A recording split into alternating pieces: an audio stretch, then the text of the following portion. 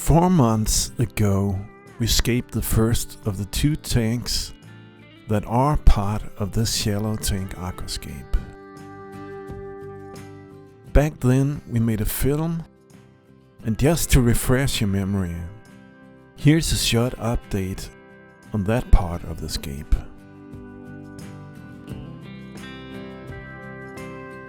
Things look pretty easy when you see it all in warp speed, doesn't it? If you haven't seen episode 1, I'll put a link in the description.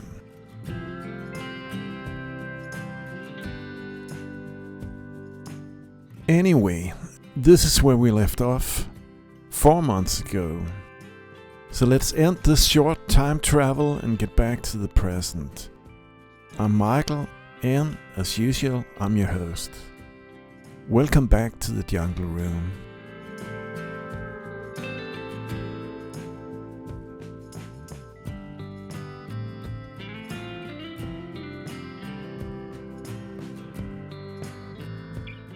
Okay, in my life, any task worth doing starts with a cup of coffee.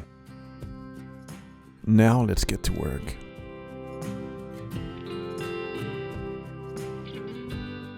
First step is removing the bucket with most of the houseplants that are going to be part of the right side tank. They all seem to have been thriving during the summer and have grown considerably.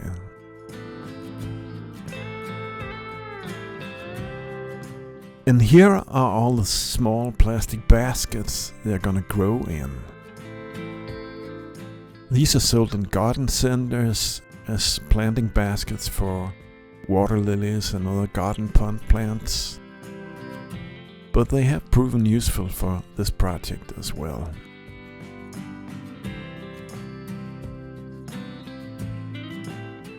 And this potos is gradually connecting all the tanks on the wall since it's running fast and now has reached the length of several meters. I'll show you what I mean later in the film.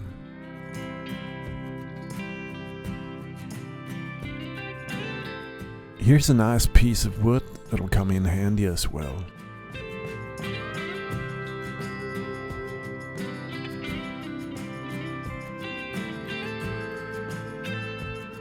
The substrate is, as in all the tanks in this room, just ordinary inert gravel. Though this is a small tank, it has a large footprint, so it takes a lot of substrate.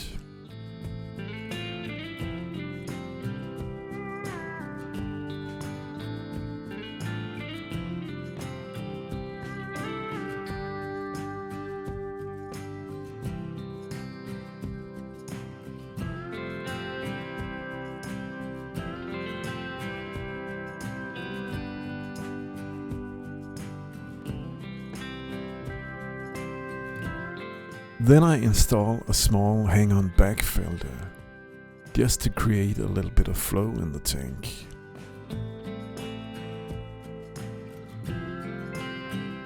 I saw some water from some of my established tanks, and I make sure to suck some dirt from the mature and effective sponge filters in those tanks as well.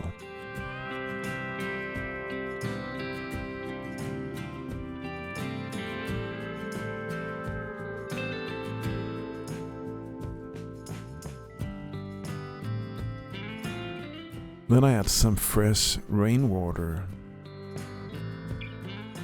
and connect the power cable for the filter.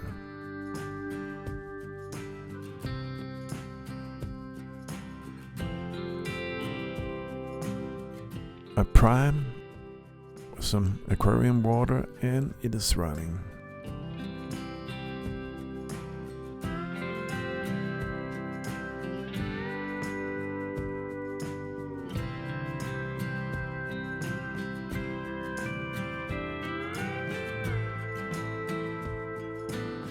Then I try to make the potos lose its grip on the wall since it needs to be lifted to make room for new plants.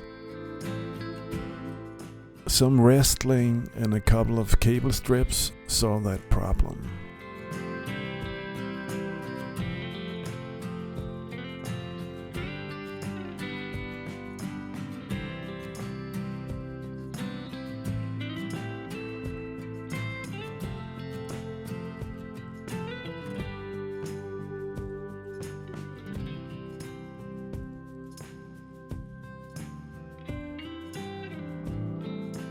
The plant baskets go in, and then the process of trial and error starts. Securing plants with small rocks and pebbles, and moving everything around until it starts to look right. Some of the plants are the same as I used in the tank on the left side. Some, like the lucky bamboo, are new. I will put a list of the plants in the description.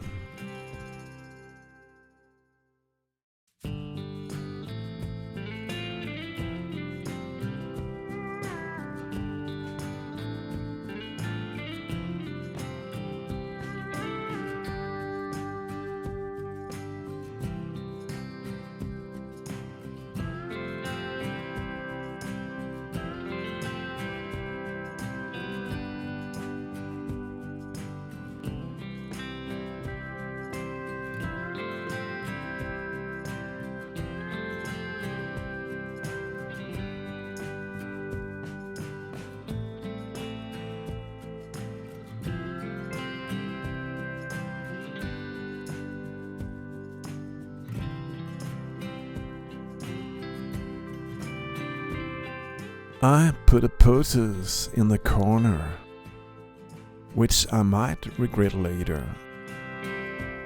I'll show you why. I'm just gonna grab a small handheld camera. The film quality isn't up to usual standard, but I think it'll illustrate how insane this plant grows.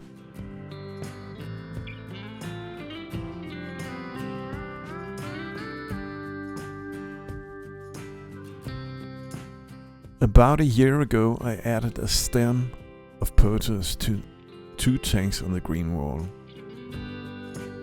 The first one went in the tank that houses the nano fish community tank. You can see the wide root system down there. The plant leaves the tank in this corner. It grows past these 2 tanks and to the end of the rack. Then it makes a U-turn and goes back over 4 tanks until it leaves the rack again in the top left corner.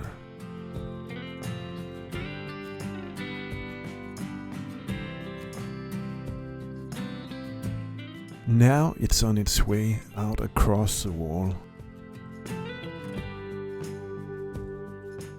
And down in the bottom right, that's a Ginkgo rubra colony tank. We have another stem. It grows up on the middle rack and into the scape we're working on today, and has reached the tank with the Bentosi tetras. As you can see, pothos thrive in aquarium water.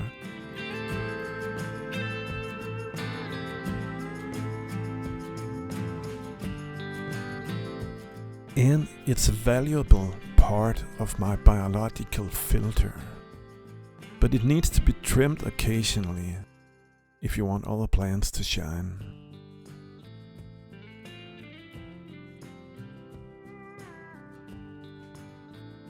Exactly mirroring the left side tank, this tank also leaves some spare room for a small bucket beside the tank. And I bought 2 very nice ferns that'll fit that space perfectly.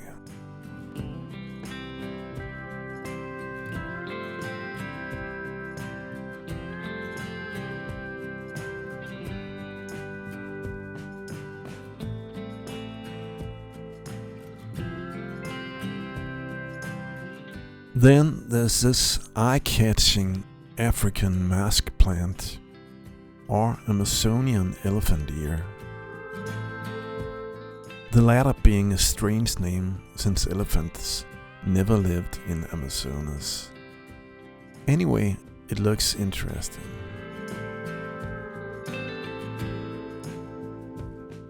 Now let's take a look at both tanks. First, there's that pothos again. Let's get that out of the way.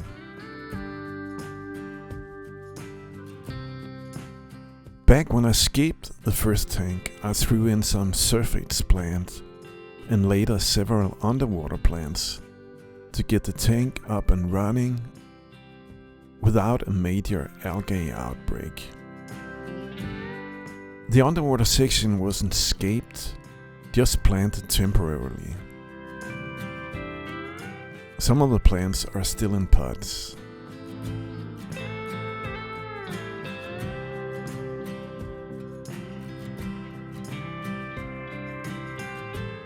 Now let's get all of the plants out for now and start with a clean canvas for the decorations.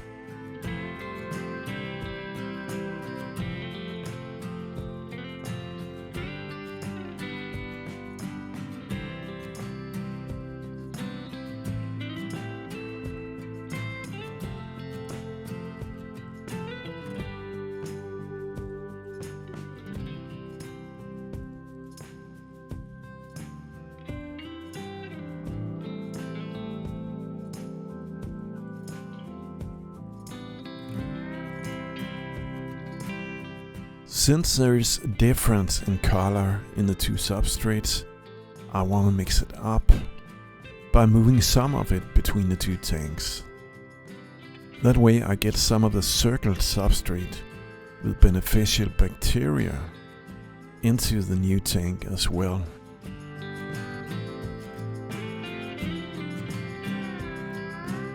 That work makes both tanks pretty cloudy. And I realize I need to lower the water level to make room for the two large pieces of wood. That's gonna be the main attraction in the subsurface area.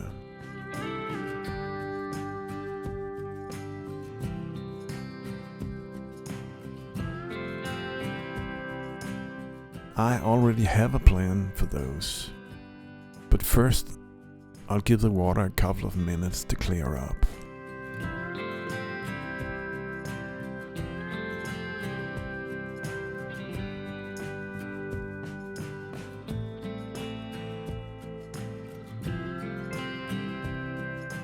Now, let's see if these two pieces of wood will fill the bill.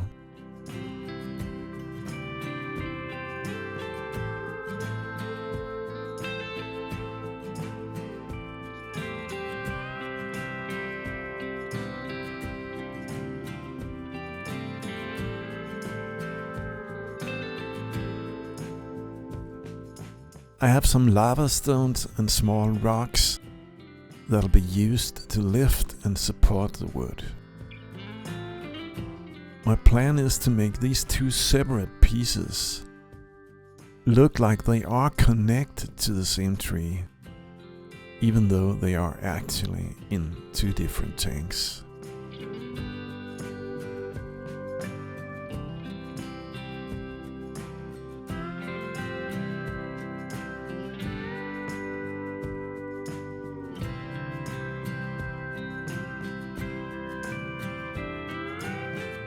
The first one goes into the left tank and fits like a glove.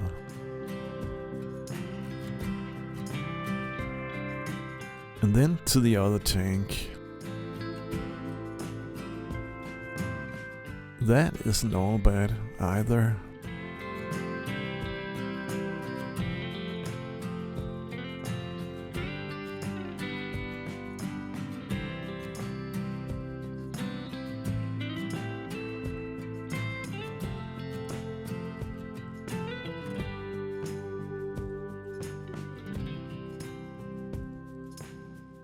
Since I plan to secure some mosses and other plants to the wood, I decide to make some small cavities and holes for the plant roots.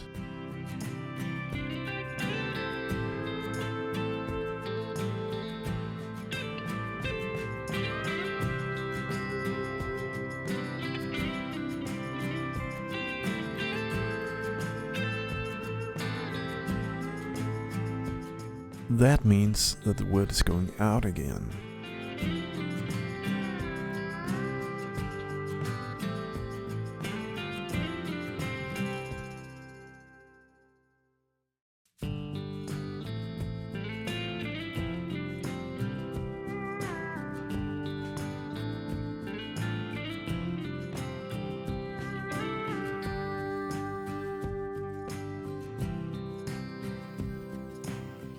I drill a few holes, and yes, I know, I should use some work gloves.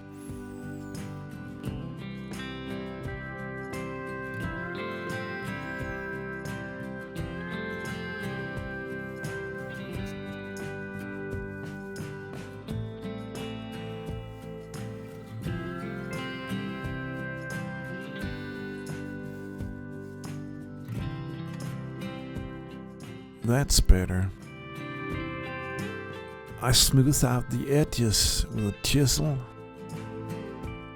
That'll do on this one.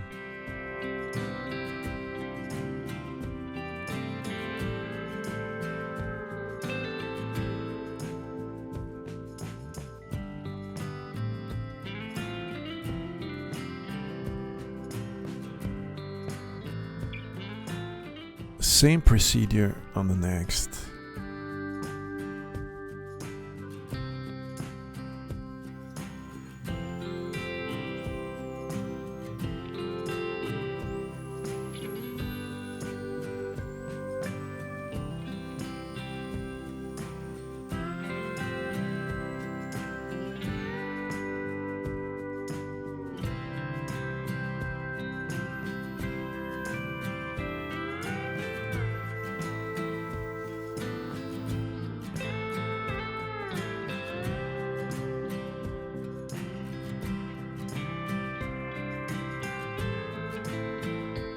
Then I rinse under the tap, and they are ready to go back in.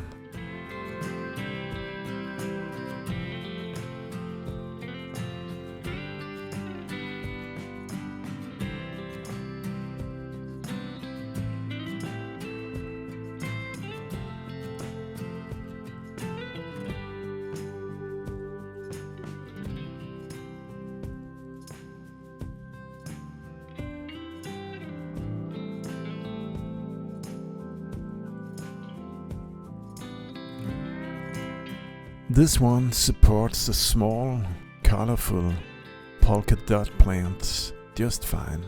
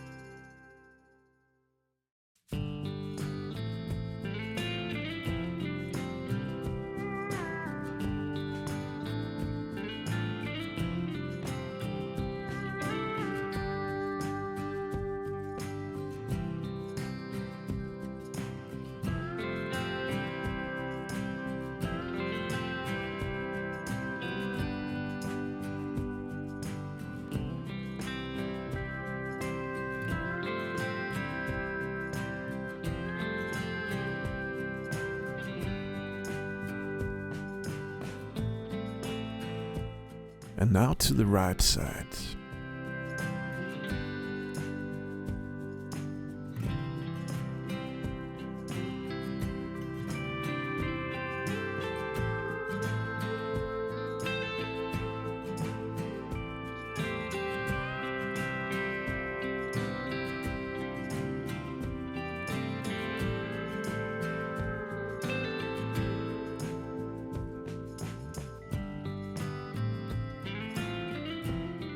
I drilled one of the holes for this cool little red-leafed plant.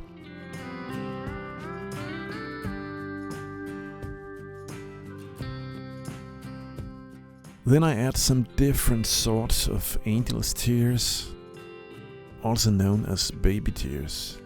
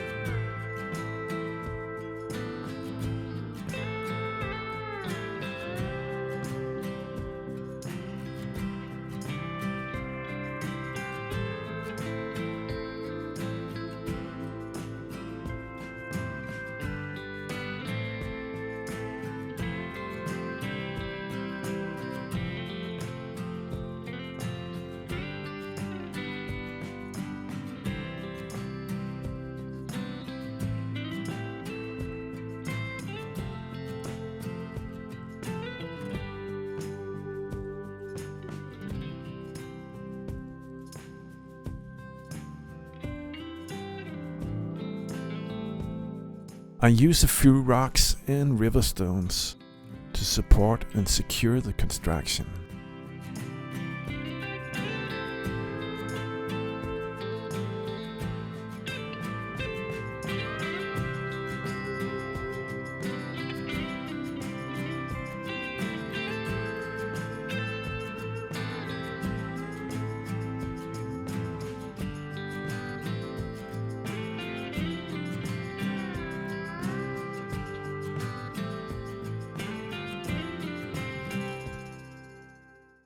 Again, all of this will need some adjustments in the coming weeks.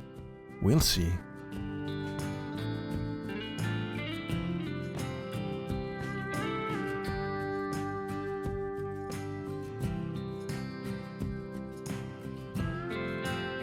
I plant a tiger lotus with beautiful bronze, olive and red leaves.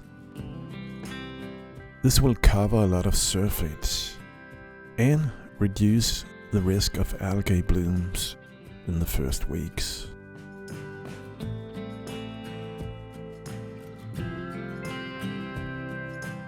I make sure that the roots and only part of the bulb is in the substrate. If the entire bulb is in the substrate, this can cause it to rot.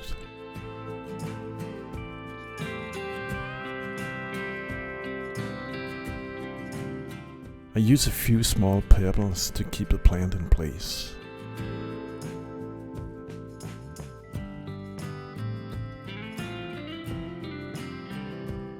Next plant is water sprite.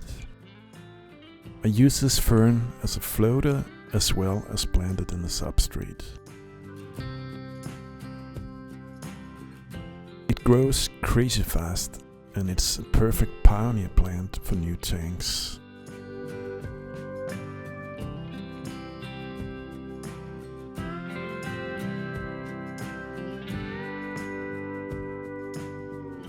Some Bacopa carolina goes in.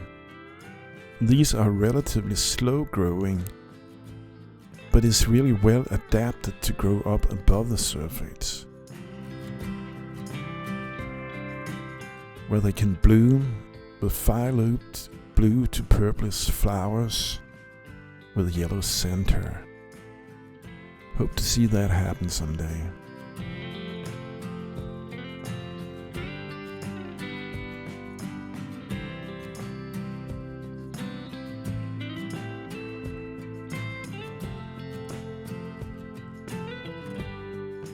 Gobby grass is adaptable to any tank size.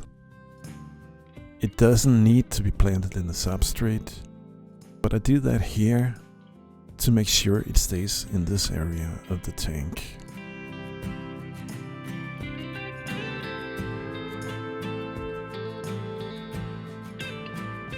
Then I add a few red root floaters.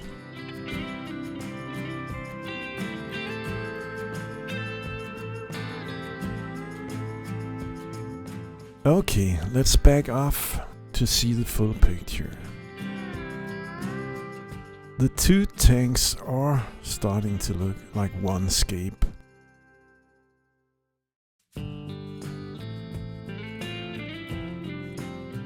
But this part of the aluminum rack, well, it looks kind of wrong in the middle of this jungle scape. I have a plan though. I bought one of these cocoa fiber floor brooms. They have a plastic tube as a core and they are wrapped in coconut fiber. The idea is to cut these open, take out the plastic core and use the cocoa fiber to cover the aluminum post. First job is to measure the length needed. Then I cut through the cocoa cover.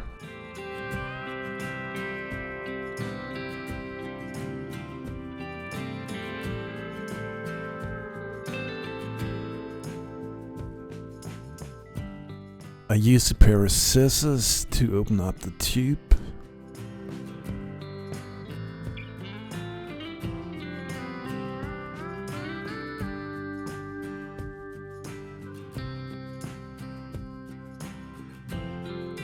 Using fishing line, I then wrap and secure the material around the aluminum.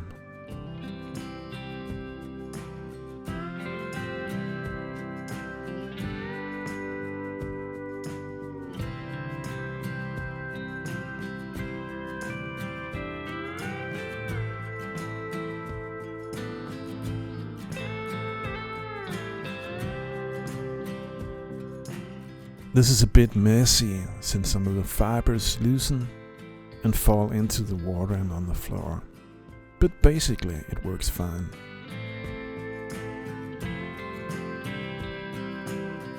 I use the same procedure on the rear aluminum post as well.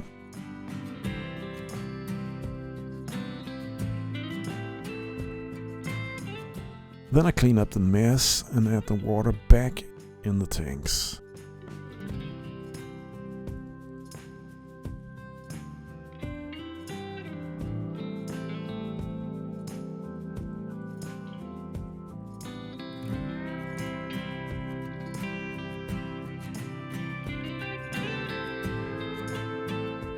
Okay, there's that gap between the tanks. I use the rest of the cocoa fibers to fill that out.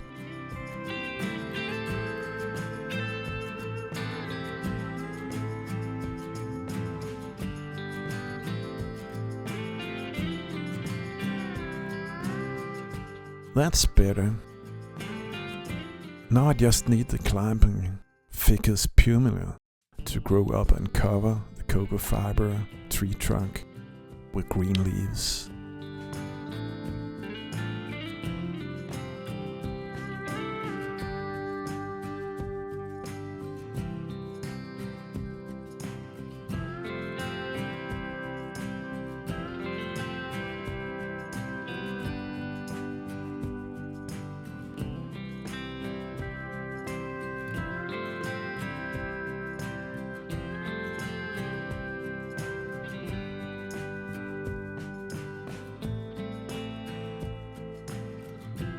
I give the tank a week to clear up, and then I plant some small crypts in the front.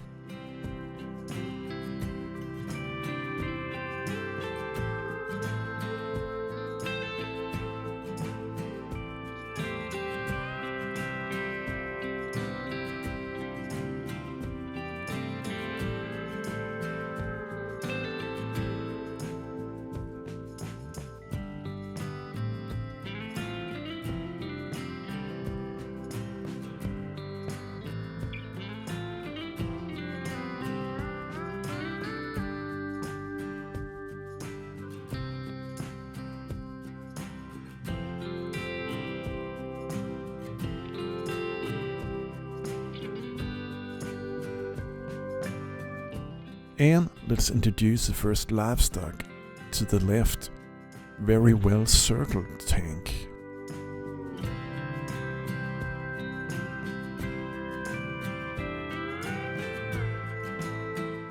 These red cherry shrimps are sourced from our own breeding stock, and they will have the scape for themselves for a while.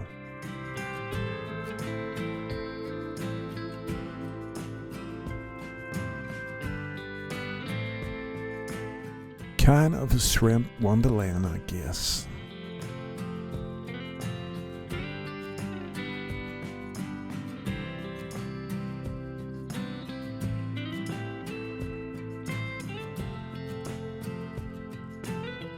I also add some catappa and oak leaves to the tank. Even though the dried leaves were soaked before being added, they need a little help to stay down at the substrate. A bit of gravel will keep them down, and after a day or two they don't need the weight anymore.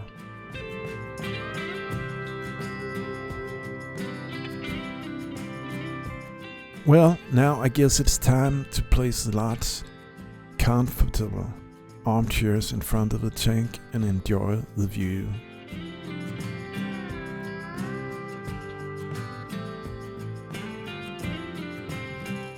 Meanwhile, I'll give you a little tour around the tank to soak up some of the details.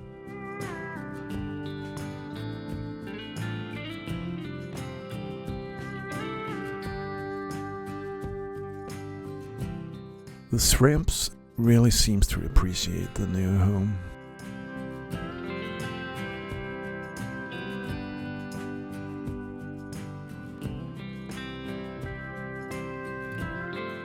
A fake rainfall makes every plant glow, and the dripping of water from the leaves just adds to the experience.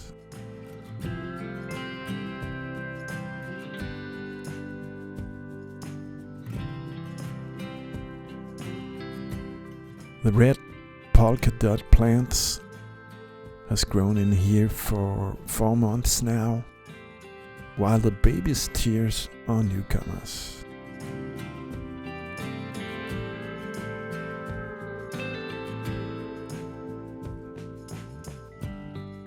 Shrimps are never static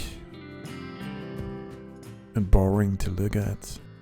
They're constantly exploring, eating, and making more shrimps.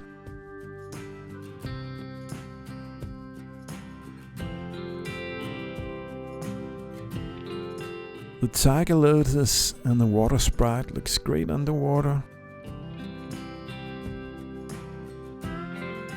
while the different mosses cling to the wood right on the edge of the bank.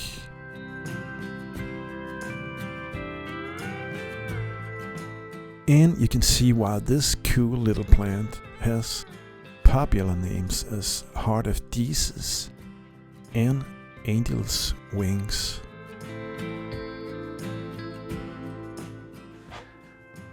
Okay guys, that's about it for today. The fish will be added later when I've decided which nanofish I want to put in here together with the shrimps. There's so many options, and I'm curious, which fish would you put in here in these 2 tanks? Leave a comment below. Not sure I'll follow your advice, but then again, I just might. That's all for today. Thanks for watching. See you on the next one.